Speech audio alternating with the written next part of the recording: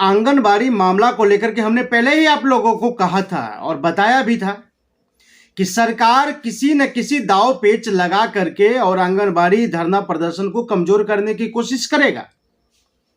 ये तो बात होना ही था, क्योंकि सरकार की जो नीति है हर बार का वो तो पहले ही झलक जाता है।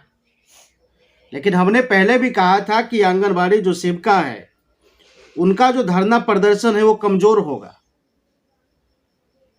इसलिए कमजोर होगा कि सरकार जो है चाहती ही नहीं है कि किसी भी सरकारी कर्मचारी का जो है वेतन बढ़ाए। मैंने पहले भी कहा है आपको कि बिहार की जो सरकार है, चाहे वह नीतीश की सरकार हो, चाहे वह आरजेडी की सरकार हो, चाहे वह बीजेपी की सरकार हो, चाहे कांग्रेस की सरकार हो, हर बार जो है ये सरकार महिलाओं को जो है धोखा देने की काम किया है, हर बार छलने की काम किया है। वोट के नाम पर पहले उन्हें लालच दिया जाता है, उसके बाद जब वोट लिया हो जाता है तब उनको जो है धोखा मिलता है। हर बार जो है जनता को धोखा मिलता है और महिलाओं को तो खास करके। नीतीश कुमार की जिस पर घमंड होता है कि महिलाएं जो है वो सिर्फ मुझे वोट करेगी। कुछ दिनों से यही चर्चा है बीजेपी की सरकार कि महिलाएं वोट करेगी। मैं किसी भी पॉलिटिशियन पार्टी की बात नहीं कर रहा हूं और मैं किसी भी पॉलिटिशियन पार्टी की सपोर्ट नहीं कर रहा हूं, ना तो मैं आंगनबाड़ी की सपोर्ट करता हूं, लेकिन जो देश में होना चाहिए उसके ऊपर मुझे लगता है कि आवाज उठाना चाहिए। जब तक देश में बाल विकास परियोजना का जो व्यवस्था है, मुझे इसलिए इस पर लगता है आवाज उठाना, क्योंकि ये समाज की और देश की जो बच्चे कुपोषण से मर रहे हैं उसका एक ही जरिया है कि सरकार इसको सही से चलाए, क्योंकि इससे बहुत लोगों का जो है भला हुआ है, समाज की जो है भला हुआ है। कुपोषण से मर रहे बच्चे को जो है ना कुछ मिला है, उनके जीवन दान जो है मिलने की बहुत ही कोशिश हो रहा है।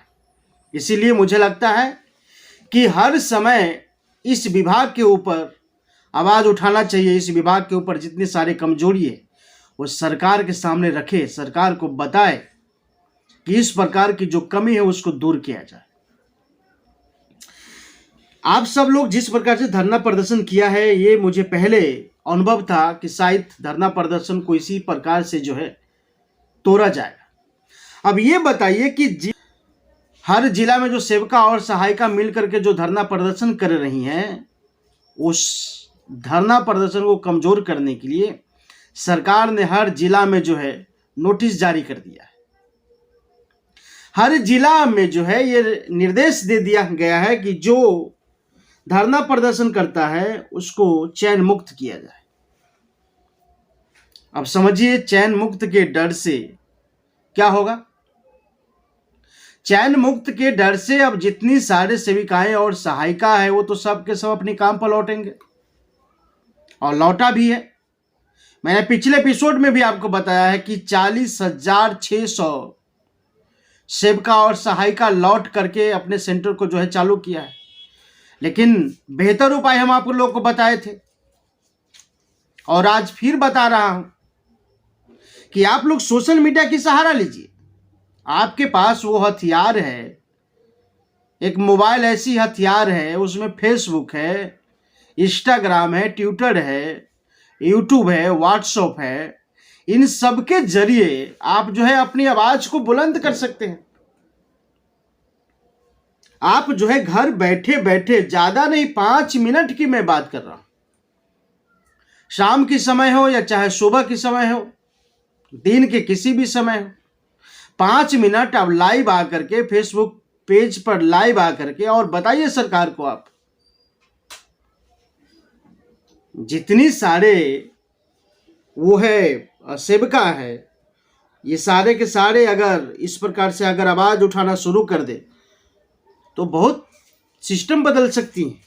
लेकिन आप लोग ऐसा करेंगे नहीं, क्योंकि आप लोग को जो है गाइड करने वाले जो आपके एसोसिएशन के जो अध्यक्ष है, आप उनकी बातों पर आएंगे, उनकी बातों पर जो है आप चलेंगे, इसका नतीजा होगा कि आपकी इस प्रकार की व्यवस्था होगा। मैं डाटे के हिसाब से बता रहा हूँ, 2023 के हिसाब से बता रहा हूँ कि पूरे भारत में जो आंगनबाड़ी सेविका हैं, पूरे भारत में जो आंगनबाड़ी सेविका हैं वह 13,96,000 है।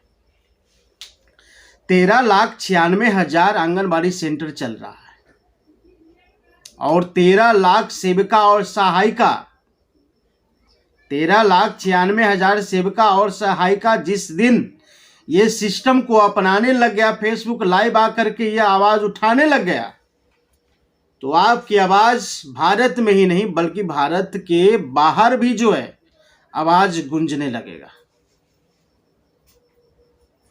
आप चाहे तो सरकार को मजबूर कर सकते हैं। आप समझ लीजिए कि धरना प्रदर्शन तो आपको अब करने देगा नहीं, आपको सेंटर जो है चालू करना ही पड़ेगा। लेकिन एक तीर से दो निशाना आप कर सकते हैं। आपके हाथ में जो मोबाइल है, बहुत सारे सेंटरों पर तो गवर्नमेंट के द्वारा दिया गया मोबाइल भी है, रिचार्ज करने के लिए 200 रुपया मिलता है, इसमें भी घोटाला है।